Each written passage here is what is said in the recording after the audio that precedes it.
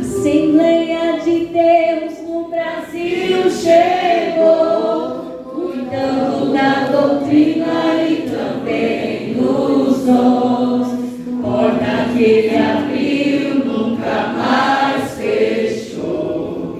Deus multiplicou o seu rebanho. Porta que ele abriu nunca mais fechou. Deus multiplicou o seu rebanho. Mais uma vez. Assembleia de Deus no Brasil chegou, cuidando da doutrina e também dos dons. Porta que abriu nunca mais fechou. Deus multiplicou o seu rebanho. Porta que abriu nunca mais fechou. Deus multiplicou o seu rebanho. Eu cumprimento a todos os irmãos com a paz do Senhor. Amém. Os irmãos podem tomar assento, por gentileza. Irmãos, como já foi falado aqui diversas vezes, nós estamos em festa, né? Estamos com o coração regozijando na presença do Senhor, por fazer parte da história dessa denominação tão maravilhosa. Como nós costumamos dizer sempre, placas de igreja não garantem salvação, mas nós somos assembleianos, nós temos a convicção que dentro de uma assembleia de Deus você pode alcançar a salvação de Jesus Cristo. E pedindo direcionamento de Deus para trazer a palavra para a igreja, irmãos, eu fico muito constrangida todas as vezes que eu vou falar. Primeiro, porque eu não me acho merecedora de estar aqui. E principalmente por estar aqui diante dos obreiros que fazem parte desta igreja, que tem muito mais conhecimento e história de vida do que eu. Mas foi da vontade do Senhor que eu estivesse aqui essa noite. Então os irmãos vão orando aí, irmãos. Porque eu busquei muito a direção de Deus, mas o nervoso faz a gente perder às vezes a direção aqui, mas eu tenho convicção de que a palavra de Jesus já foi pregada aqui esta noite. E o que eu vou falar vai ser uma soma do que os irmãos já disseram. Glória a Jesus.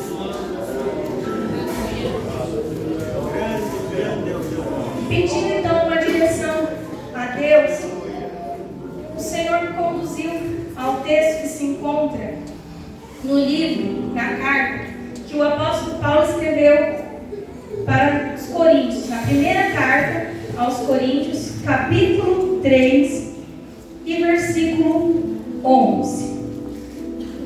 Primeira carta aos Coríntios, capítulo 3, versículo 11. Porque ninguém pode pôr outro fundamento além do que já está posto, o qual é Jesus Cristo. Eu estava pedindo a Deus uma palavra que estivesse relacionada com a história da nossa igreja. E para os irmãos que estavam aqui o ano passado, coincidentemente, eu também ministrei no culto em comemoração ao aniversário da igreja. E eu fiquei pensando, meu Deus, parece que tudo que eu sabia da história da igreja, eu falei no ano passado, e como que eu vou chegar lá? O que eu vou falar? Mas o Senhor me direcionou então para esse texto, o qual nos mostra que Jesus é o fundamento da igreja. E como nós falamos, irmãos, a denominação Assembleia de Deus, ela não garante salvação. Mas aqui nós vamos falar um pouquinho sobre a igreja de Jesus Cristo. Mas quem é a igreja de Jesus? A igreja de Jesus não é uma denominação apenas, mas são todos aqueles que creem que Jesus morreu por nós. Mas ele não permaneceu morto, ele ressuscitou para a salvação dos nossos pecados. Então todos aqueles que creem nessa mensagem, eles são a igreja de Cristo. E quando Paulo escreve isso, ele estava dando algumas orientações para a igreja de Corinto. Porque o que estava acontecendo? Eles estavam novos na fé. E Paulo vai escrever para eles, reprovando algumas atitudes que eles estavam tendo, para que eles estavam sendo leais a pessoas humanas. Porque como Paulo iniciou a pregação do Evangelho em Corinto, alguns estavam demonstrando ter mais afinidade por Paulo. E outros falavam que tinham mais afinidade por Apolo. Então falavam, eu sou de Paulo, eu sou de Apolo. E isso estava causando separação entre a igreja de Cristo. E Paulo, muito sábio, ele vai então escrever para aquela igreja dando as orientações devidas, colocando que não era nem Paulo, nem Apolo, mas que o fundamento era Jesus Cristo. E ele vai falar o seguinte: eu plantei, Apolo regou, mas Deus deu o crescimento. E essa obra cresceu tanto que chegou até nós através dos missionários Daniel Berger e Narvin. E o que nós vamos entender aqui quando Paulo vai escrever? Que ele se considerava apenas um edificador, um arquiteto, mas que estava fundamentado então em Jesus Cristo. A mensagem que Paulo levava a Corinto era centralizada nesse Jesus que morreu e que salva aqueles que creem nele. Esse é o fundamento da igreja de Jesus, a igreja de Cristo. E nós vamos perceber também, irmãos, que durante toda a história da igreja, Deus sempre vai levantar homens e também mulheres para desenvolver o trabalho de missão, para pregar a palavra e levar o Evangelho. Mas o dono da obra é Ele. E nós nunca podemos querer o mérito de Jesus, que é o nosso fundamento, para nós mesmos. E Paulo justamente vai colocar aqui, que nós somos apenas cooperadores de Deus. Nós temos um papel sim importante a desenvolver, mas nunca tirar da nossa mente quem é o fundamento da nossa igreja, a igreja de Cristo. Quando nós pensamos em uma construção, irmãos, nós já pensamos em um fundamento, e tudo que vai ser edificado sobre ele, se não tiver bem fundamentado, a tendência é o quê? A cair, a desabar. E como o Paulo nos aponta que Jesus é o nosso fundamento, e nós tivermos os nossos olhos focados em Jesus, e as nossas obras forem baseadas nele, tudo aquilo que nós fizermos vai ser para engrandecer o nome de Jesus. Tudo aquilo que nós fizermos com essa consciência de quem fundamenta a nossa fé é Jesus Cristo, nós teremos o crescimento da obra do Senhor. E nós vamos ver também que Paulo, ele fala que cada um pode edificar de diferentes maneiras. Pode ser com palha, com feno, com ouro e com prata. E que diante de Deus, um dia, isso vai ser analisado e galardoado. Então, todas as nossas obras não são vãs no Senhor. Um dia nós vamos prestar conta de tudo aquilo que nós fizermos. Como é que nós estamos edificando a igreja do Senhor? Sob esse fundamento que é Jesus Cristo. Então, quando eu li esse versículo, e eu estava pedindo muito a direção do Senhor, quem estava aqui semana passada, que foi feita a homenagem para o pastor, a irmã Deus até citou esse versículo, e aquilo foi uma confirmação para o meu coração, porque eu estava já com esse versículo em mente. Então, eu entendi que era esse texto que o Senhor queria trabalhar no nosso coração.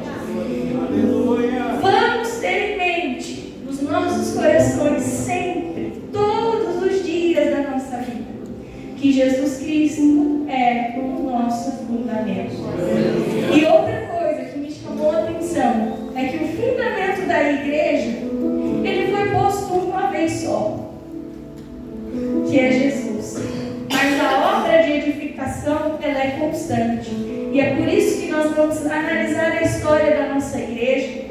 É por isso que nós estamos aqui trabalhando para que essa obra não pare, mas sem perder de vista aquele que é alicerce, aquele que é a base da nossa fé. Nós temos que ter em mente que nenhum ser humano, por mais capacitado que ser talentos. Nenhum homem jamais vai superar Jesus como fundamento. E agora eu quero trazer para os irmãos algumas características da Igreja de Cristo. O que é a igreja? Como eu falei, não vamos tratar apenas da nossa denominação, mas eu quero trazer algumas características da Igreja do Senhor em um sentido universal, não apenas da nossa denominação. Mas a Igreja de Cristo, ela é um povo, ela é o povo de Deus, convocado para adorar a Ele, que tem todo o poder. Se nós estamos aqui hoje, nessa noite festiva, podemos dizer, nós estamos aqui com o único propósito de adorar a Deus. Como é glorioso, irmãos, nós pensarmos dessa forma.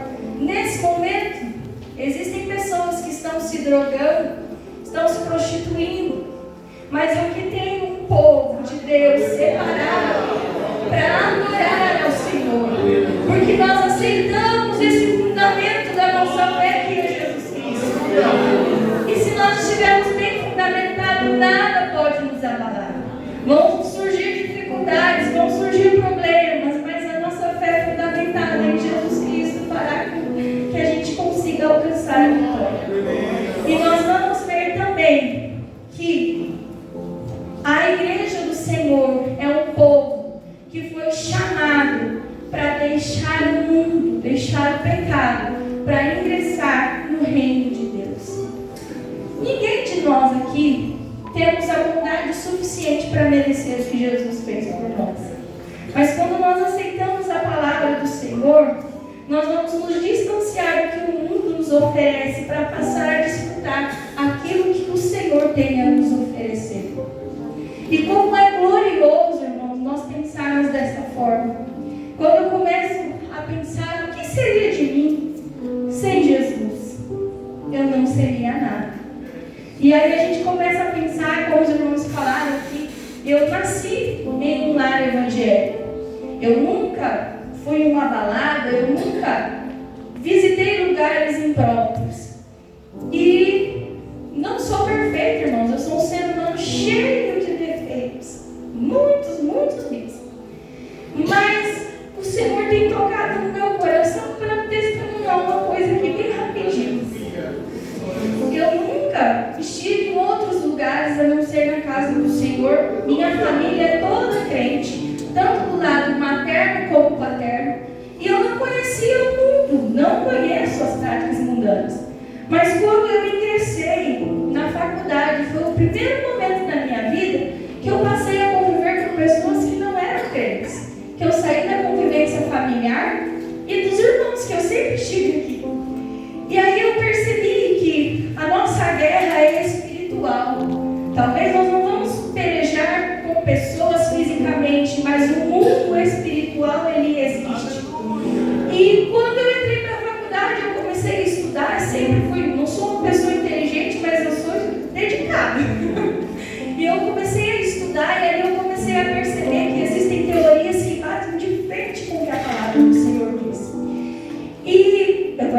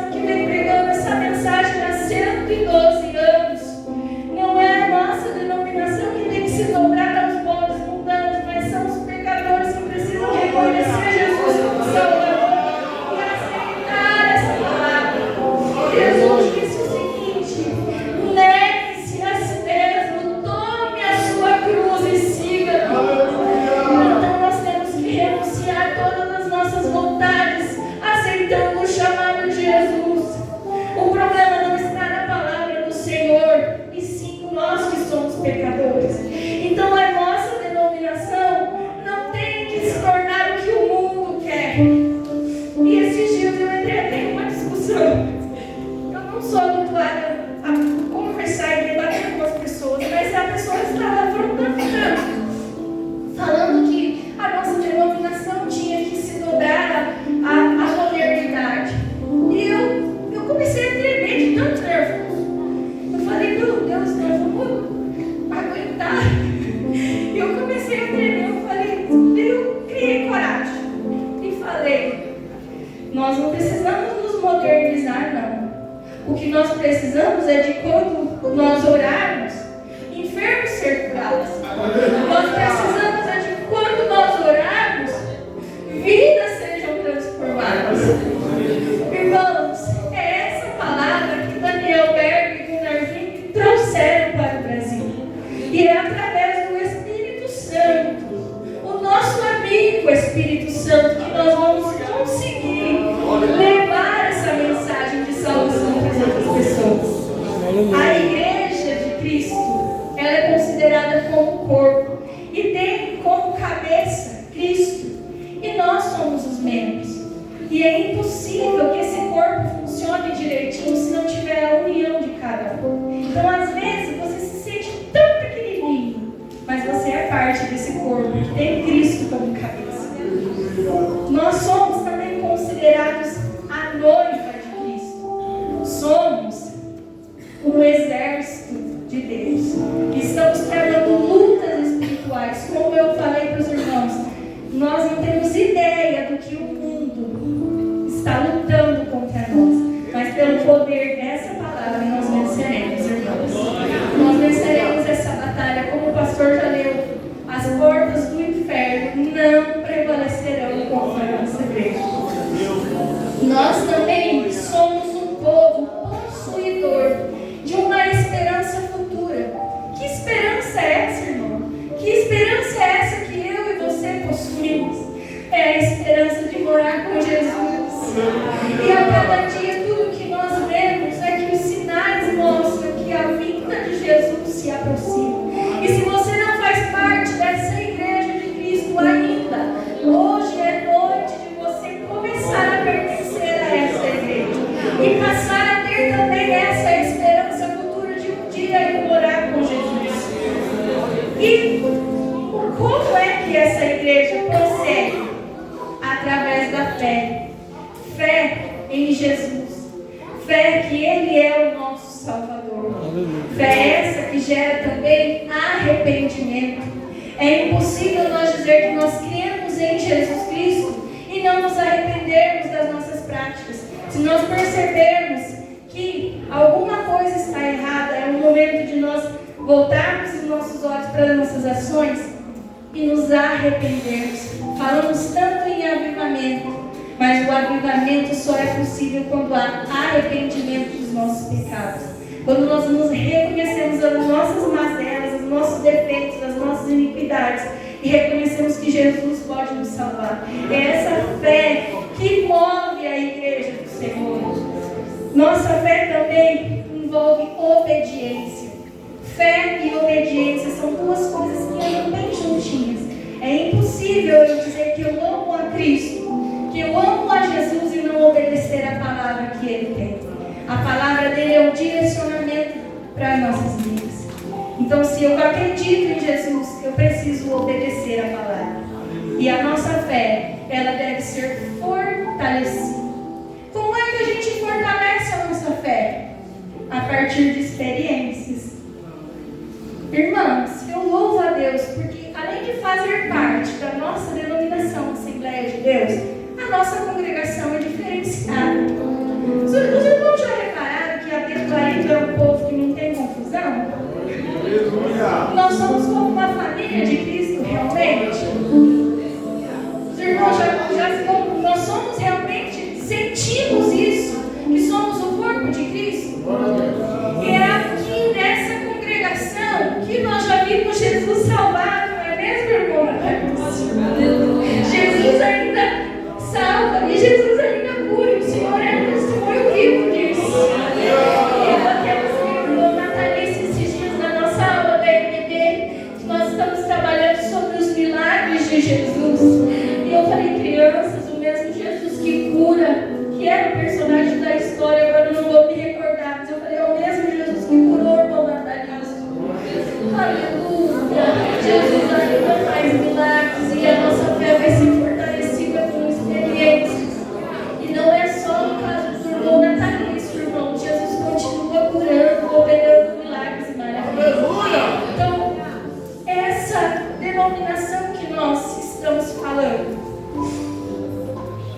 como eu falei, irmãos, tem algumas coisas que eu não vou repetir, porque eu já falei no ano passado sobre a história da igreja. Mas informações valiosas já foram trazidas aqui essa noite. Daniel Berg e Gunnar Ving receberam uma chamada do Senhor. Em 1910, eles chegaram aqui no Brasil, no ano de 1910, no mês de novembro. E desde quando eles foram chamados para vir para cá, nós percebemos a ação do Espírito Santo direcionando eles. Eles receberam uma profecia que viriam para o Pará, através de um pastor chamado Adolfo Wood. E essa profecia dizia que eles viriam para o Pará, mas até então eles não sabiam em que país, em que local ficaria isso. Mas era o Senhor direcionando essa obra para o nosso país. Então, os registros nos mostram que em 1910, em novembro, eles chegaram aqui no solo brasileiro.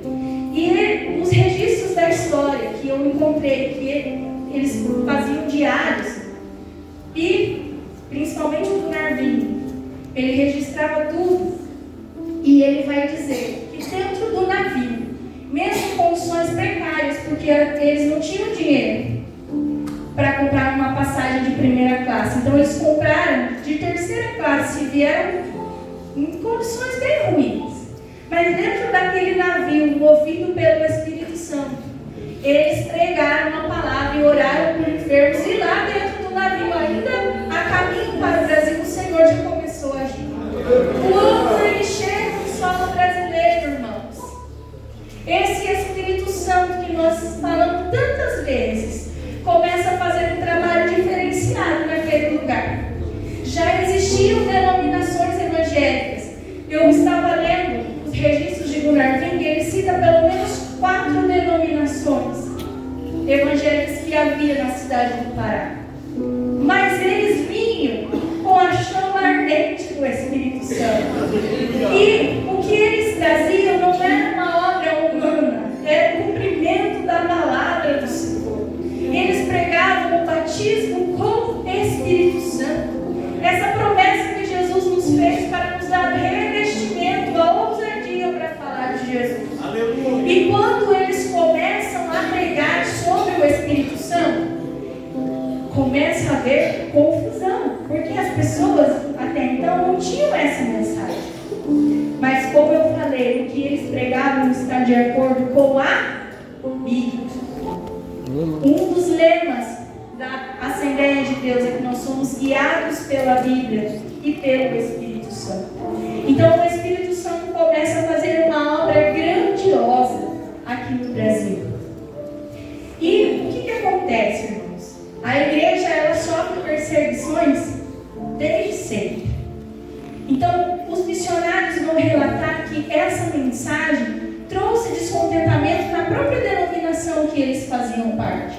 Tanto que eles foram expulsos da denominação que eles pertenciam e começaram a fazer cultos na casa da irmã Celina Albuquerque e de outros irmãos. E como o irmão já citou, ela foi a primeira a receber a promessa do batismo com o Espírito Santo no solo brasileiro.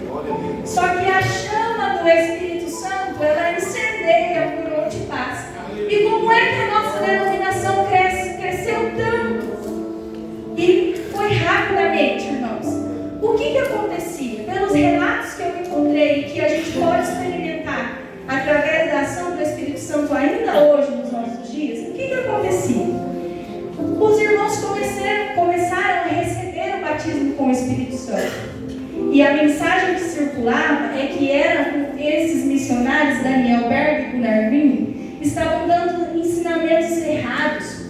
Mas conforme eles iam demonstrando na palavra do Senhor, as pessoas começaram a acreditar e a buscar o batismo com o Espírito Santo. Então aí tinha curiosos que vinham para ver o que havia de errado com esse povo. E quando vinham, eles percebiam que era coisa séria. E às vezes eles mesmos aceitavam Jesus e recebiam o batismo com o Espírito Santo. E os missionários vão escrever o seguinte, que às vezes eles iam para vilas com muita dificuldade. Era no meio da selva. Ele vai escrever ali no diário de Gunnar Ving, vai escrever que uma vez eles foram para uma localidade que tinha animais selvagens e tinha jacaré dentro de um rio, eles queriam até se banhar, mas não podiam, porque pelo risco que era dos jacarés ali naquele rio. Então a dificuldade foi tremenda. O Brasil era um país muito pobre, né? Se hoje a gente já encontra muitas mazelas, naquela época era pior ainda. Mas, conforme eles iam pregando nesses lugarejos, essas vilas, os irmãos iam aceitando a palavra e eles mesmos começaram a pregar esse Jesus que salva, cura, batiza com o Espírito Santo. E Jesus ia fazendo uma obra, de repente aquela vila já tinha 10, já tinha 20 crentes. E eles batizavam conforme as possibilidades, mas a maioria das vezes em rios, porque não havia templos ainda, né? Porque a igreja estava iniciando. Então a chama do Espírito Santo, ela foi se propagando e incendiando toda aquela localidade até se expandir por todo o Brasil. E o que me chama a atenção, irmãos, na história da nossa igreja, é que os próprios crentes recebiam essa mensagem e eles eram os divulgadores do que estava acontecendo.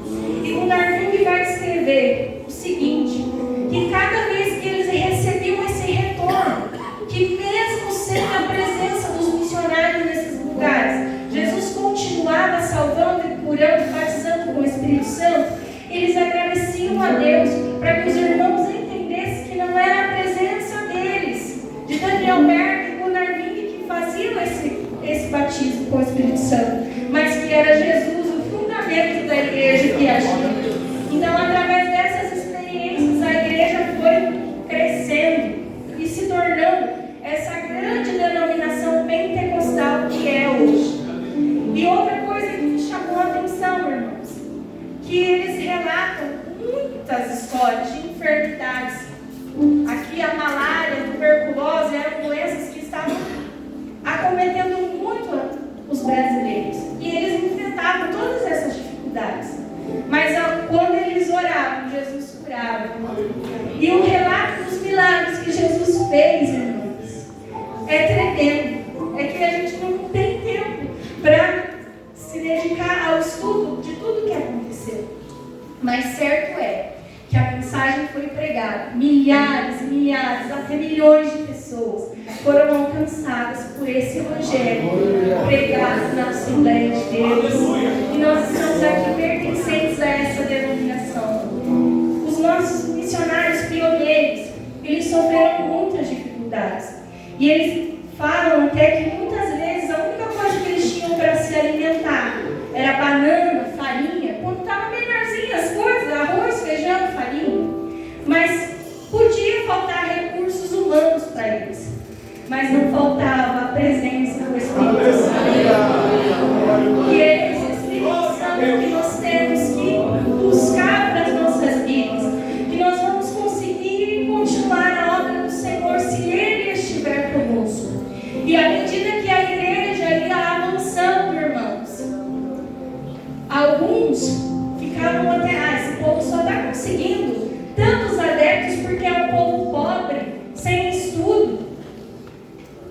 Mas, conforme as pessoas iam observando o que acontecia na nossa denominação, eles percebiam mudança de vida.